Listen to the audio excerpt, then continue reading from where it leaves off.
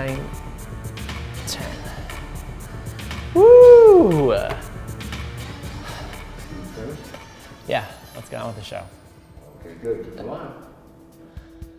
Hello, and welcome to another entertaining and educational broadcast with American Financial Network Inc.'s Social News Network. I'm your anchor who can bench press 30 pounds, Michael Fleming.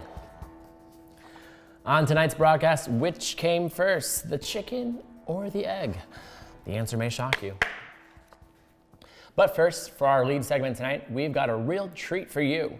Live in our studio at this very moment is world-renowned chef Michaela Fleming to explain to you what third-party content is and how you can use it on social media. Michaela? Hello, I'm Chef Michaela, and welcome to today's segment where we're going to go over creating that tasteful content that'll keep your audience coming back for more. They're going to keep savoring and savoring the good content you put out there. So, when making my waffles, I take everything in here. I have the right ingredients, I put in the perfect base, but every now and then I like to add something that adds a little zing. Well, social media is just like that. When you're creating your own post, you have to add the base, choose the right audience, and make the meat of the content. But you also want that little pizzazz that's gonna make it stand out and the audience go, wow, that's good content.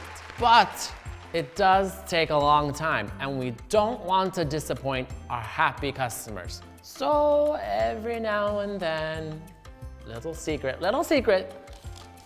we outsource our content. Is it as good as my renowned waffles from scratch? No. But could it feed the family of 22 each day? Yes. Don't be afraid on those days where you have a little less energy or a little less time to grab an Eggo. Just to be clear, the Eggos are a metaphor for third-party content on social media.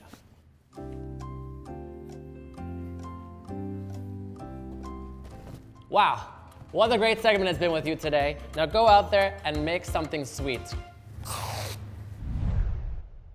Wow, what appetizing ideas, Michaela. What up, Bobby? So the rain is actually moving so quickly that we can't catch it, so I'm gonna keep going after. Oh, sorry about that, Bob, but we just got word that our investigative reporter, Michael Fleming, has secured an interview with a loan officer who successfully used third-party content to grow conversions by 85%. Wow. Let's find out how he did it. Thank you for joining us today. The secrets you're about to disclose could very well help loan officers like yourself boost presence on their social media and convert followers into customers. We understand, though, that you've decided to remain anonymous. Can you tell us why? People hate me. I've managed to use third-party content to boost my content, and honestly, it makes me the envy of my competitors. So I'd rather keep my identity under wraps. Okay, let's get started. How did you manage to increase conversions by 85% using third-party content? Well, it's quite simple. First, I paid attention to what people were posting. And when I say people, I don't mean other loan officers. Don't get me wrong, I like following other LOs to build my professional network, but I realized that if I wanted to stand out in a crowded marketplace, I needed to pay attention to what potential buyers cared about. And surprise, surprise, they weren't posting links to the Wall Street Journal's real estate section. I'm sure. So instead of blasting links to news sites, I combed through content and found snippets that I thought people would find interesting. I turned those into my own videos, graphics, posts, and captions, and made sure every post had a call to action of some kind. Every post had a call to action of some kind. Write that down. People ate it up. It sounds simple. It is, but there are some very important things LOs need to be aware of when using third-party content. You can't just use other people's content without their permission or without giving them credit. Plagiarism is an unethical and an illegal infringement on an author's copyright and intellectual property. If you plan to post your own content generated from a third-party content creator, you need to credit that creator as being the original source. you need to credit that creator as being the original source. Write that down, write that down!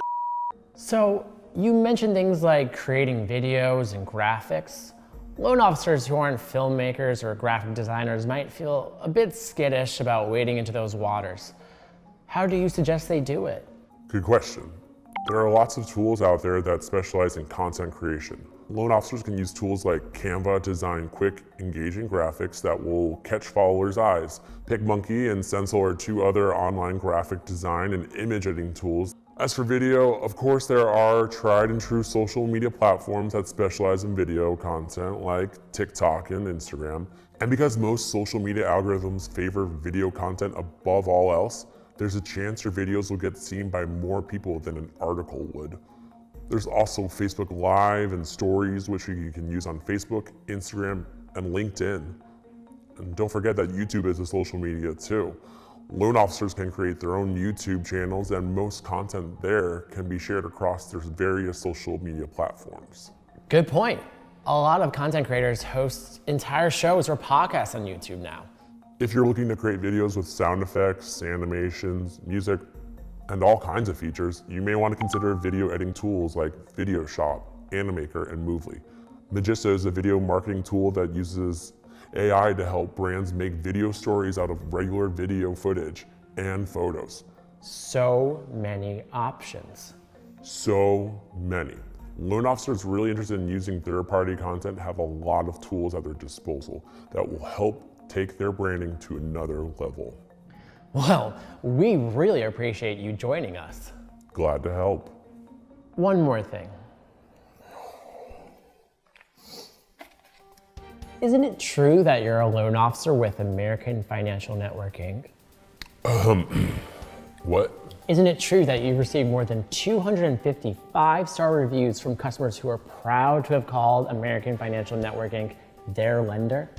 And isn't it true that the social media tips you've gotten from American Financial Network, Inc.'s social news network have directly contributed to boosting your social media prowess?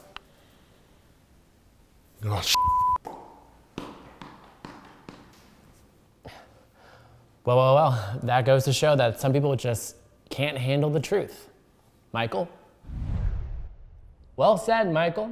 And while you were out, I did a little investigative reporting myself. I placed 2 delivery orders at once, one for a chicken sandwich and one for an egg sandwich. And after tedious minutes of waiting while my hunger pains rose, I can unequivocally say that it is scientifically proven fact that the chicken and the egg came at the same time. That's all we have for you today. We hope you've enjoyed another broadcast with the Social News Network and have learned a lot about sharing and using third-party content. Remember, if you use it, you've got to attribute it. I'm your anchor and host, Michael Fleming, signing off. Stay safe and #stay social. I shouldn't have done that sandwich. I'm really hungry now.